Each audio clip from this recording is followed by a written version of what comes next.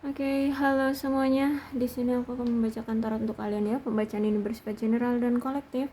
Maka dari itu berbijaklah dalam menanggapi pembacaan tarotku. Dan tema kali ini aku akan mengambil tema tentang bagaimana isi hati dia terhadap kamu hari ini, tanggal 29 September 2023. Sorry ya, tadi ini udah aku shuffle, udah aku ya kocok ya. Terus tiba-tiba ada masalah dengan handphonenya. eh Oke, aku akan mengulang videonya dari awal. Di sini I could let you get close to me. Aku tidak bisa membiarkan kamu dekat dulu dengan aku.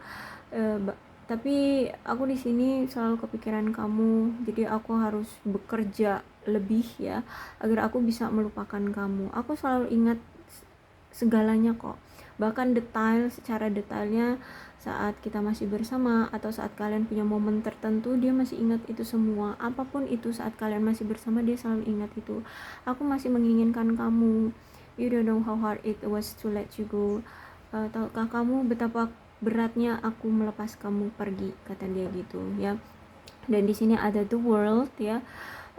Aku melihat di sini sebenarnya orang yang ingin dia jadikan pelabuhan terakhir cintanya itu ya cuman kamu. Di sini dia tuh pengen banget menikahi kamu, menjalin hubungan rumah tangga bersama kamu. Bahkan di sini dia pengen punya anak dari kamu ya.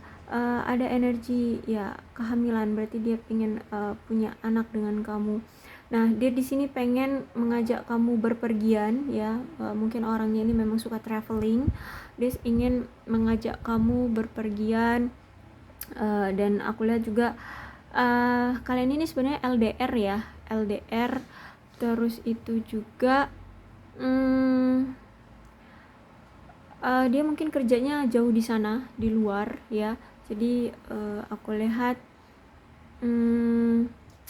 mungkin nanti kamu akan dibawa juga tuh ke tempat pekerjaannya gitu ya. Dia akan mengajak kamu ke tempat di mana tuh dia bekerja, sambil dia traveling bersama kamu, membawa memperkenalkan kehidupan dia, pekerjaan dia terhadap kamu. Dan King of Cups di sini orangnya sebenarnya orang ramah ya, orang yang baik hati, penuh dengan kasih sayang, apalagi sama kamu di sini. Orang yang bisa kamu jadikan pasangan yang setia ya, orang yang berdedikasi banget padamu, orang yang penuh dengan cinta, orang yang siap menjadi ayah dari anak-anakmu. Dia benar-benar sayang, cinta banget sama kamu ya. Di sini aku lihat dia juga orang yang lebih dewasa dari kamu ya, mungkin dia lebih tua dari kamu. Dan aku lihat juga di sini dia ini orang yang banyak sekali udah mengalami pahit manisnya kehidupan gitu ya. Dia banyak sudah mengalami banyak pengalaman di dalam hidup. Jadi aku lihat dia memang lebih dewasa dari kamu, lebih berpengalaman dari kamu ya. Atau mungkin dia ini ya, kalau dalam percintaan ya mungkin dia lebih berpengalaman juga dari kamu. Oke. Akan ada masanya kalian akan dipertemukan kembali dengan orang ini ya, orang mantan kalian ini. Dan cobalah ketika kalian nanti dipertemukan lagi atau didatangkan lagi dia ke dalam kehidupanmu, kalau kalian masih mau menjalin hubungan dengan dia, cobalah untuk mengantisipasi berargumentasi dengan dia ya, berdebat dengan dia. Cobalah untuk mengurangi kesalahpahaman kecil yang nggak penting, nggak harus kalian perselisihkan dengan dia gitu ya, karena orang ini nggak suka berargumen dengan kamu gitu. Dia nggak suka bertengkar, nggak suka banyak pertengkaran dengan kamu. Jadi kalau misalkan kamu bisa meminimalisir argumen antara kamu dengan dia, hubungan kalian akan lancar kok, akan sukses kayak gitu.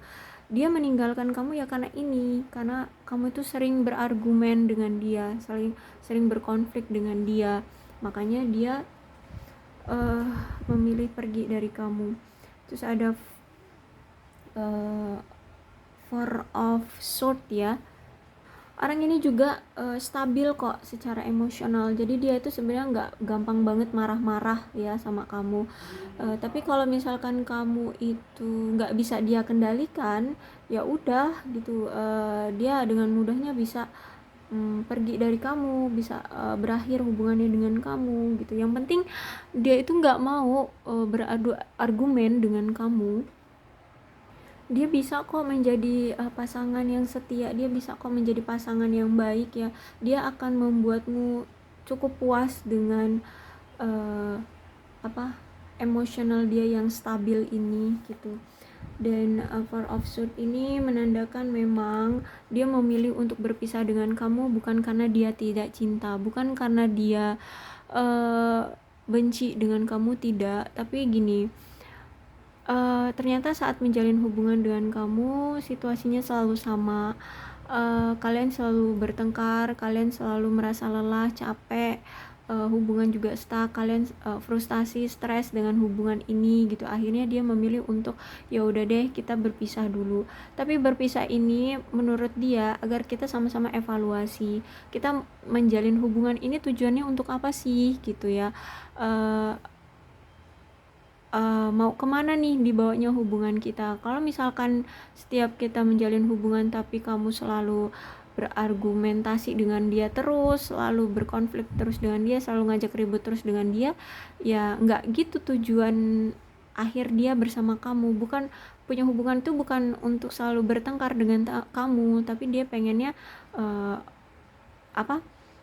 terjalin sebuah rumah tangga bersama kamu. Tapi kalau kamunya kayak gini ya dianya nggak kuat, nggak mampu gitu ya untuk menangani kamu. Jadi makanya di sini dia memilih untuk berpisah dengan kamu bukan karena tidak cinta, tapi agar kita sama-sama evaluasi. Dan ketika setelah kita berpisah, kita udah sadar ternyata apa sih tujuan dari kita berdua untuk menjalin hubungan. Kalau misalkan memang kita sama-sama ingin menikah, ya pasti romansa itu ya, perasaan romansa itu akan bangkit lagi dan kalian pasti akan bersatu kembali kok. Dia masih ada niatan ya, niatan, tapi ya aku melihat ya butuh untuk relax dulu sih di antara kedua belah pihak. Dan juga harus bisa menghilangkan kecemasan, rasa stres, rasa ketakutan, kecemburuan dari kamu terhadap dia gitu. Karena dia tahu kamu dengan dia itu selalu mengalami ketidaksepakatan ya, selalu banyak argumen. Dan dia juga sebenarnya tahu sih itu juga gara-gara dia selalu tidak memprioritaskan kamu, tidak selalu memfokuskan pada kamu.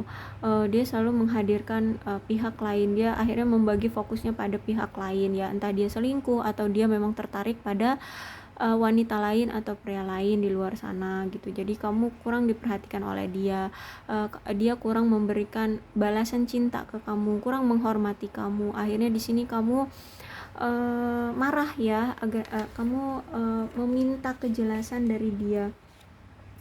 Dan ternyata ya ketika dia menjelaskan, ternyata akhirnya menemukan pertengkaran dan kalian sama-sama tidak mau saling mendengarkan. Akhirnya di sini kalian tidak menemukan solusi dari masalah kalian karena sama-sama ego, mempertahankan ego masing-masing dan tidak mau saling mendengarkan penjelasan dari kedua belah pihak gitu kan. Sama-sama tidak mau mendengarkan, dari kamu tidak mau mendengarkan kejelasan dari dia pun gitu juga sama. Jadinya kalian tidak menemukan solusi dari masalah kalian. Akhirnya kalian berpisah dengan cara tidak baik-baik. Bahkan di sini ada energi kemarahan, dendam ya. Kalian bener-bener yang udah bermusuhan gitu. Kalian nggak baik-baik pisahnya gitu. Dan saat ini pun dia masih ragu ya untuk melakukan tindakan ke kamu harus gimana. Dia saat ini sedang menunda memilih hubungan dengan kamu karena dia masih ragu untuk memutuskan hubungan antara kamu dengan dia dilanjutkan atau diakhiri. Karena di sini juga dia masih mendengar desas-desus yang mengatakan kalau kamu itu buruk ya atau jelek kayak gitu. Akhirnya dia masih bimbang untuk datang ke kamu. Sekarang dia memang lagi hati-hati untuk mencari bukti bahwa kamu itu sejujurnya seperti apa gitu. ya. Jadi saat ini dia masih bimbang, tapi sebenarnya di hati dia yang paling dalam dia sebenarnya masih sangat mencintai kamu, bahkan sampai saking sering banget kepikiran kamu. Dia itu sampai sulit untuk fokus pada pekerjaannya loh, walaupun di situ dia bilang dia menyibukkan diri pada pekerjaannya agar dia melupakan kamu. Ternyata pikiran dia terhadap kamu itu lebih kuat daripada usaha dia untuk bekerja keras agar dia bisa melupakan kamu itu ternyata terkalahkan oleh pikiran dia yang selalu kepikiran kamu gitu loh. Jadi The Chariot Reverse ini ya, ambisi dia untuk jatuh cinta ke kamu itu sangat kuat gitu ya. Jadi sampai dia itu sulit untuk bekerja, sulit untuk berinteraksi dengan kehidupan dia gitu. Kalau misalkan dia di sini sudah ada pasangan, juga agak sulit gitu ya untuk memfokuskan pada pasangannya dia juga gitu.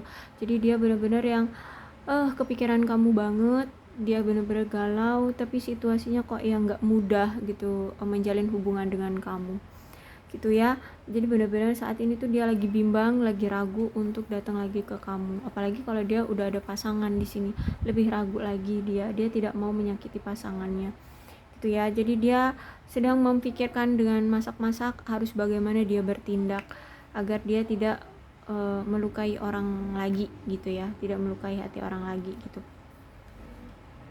Cuman kalau misalkan dia mengikuti ambisi dia ingin datang lagi ke kamu, nampaknya butuh usaha effort yang kuat ya, butuh usaha tambahan gitu agar bisa datang lagi ke kamu. Karena ya dari apa yang pernah terjadi di antara kalian tuh udah bener-bener rusak hubungannya. Jadi nggak mudah gitu ya untuk memperbaikinya. Inilah salah satunya yang membuat dia masih ragu juga untuk datang ke kamu ya. Banyak faktor ya yang membuat dia masih menunda untuk datang ke kamu dan masih ragu untuk datang ke kamu gitu ya. Jadi kalau kalian masih mengharapkan dia kembali, nampaknya masih akan lama gitu ya. Jadi cobalah putuskan, tanya lagi pada hatimu, kamu harus bagaimana dengan untuk menyikapi perasaanmu terhadap dia gitu ya. Kalau di sini kamu fine aja, ya udah lupakan aja dia gitu ya. Jalani kehidupan barumu gitu ya. Aku rasa cukup untuk pembacaan kali ini. Mudah-mudahan ini resonate. Kalau belum resonate ya udah nggak usah dipaksakan ya. Untuk zodiaknya di sini ada Cancer, Scorpio dan Pisces, Aquarius, Libra dan Gemini. Energi paling kuat di sini ada Sagittarius dan ada Cancer. Tidak menutup kemungkinan kedua belas zodiak bisa resonate dalam pembacaanku ini, asalkan ceritanya sama dengan keadaan kalian, maka ini energi kalian. Oke, berbijaklah dalam menanggapi pembacaan tarotku. Salam sehat untuk kalian semua dan bye bye.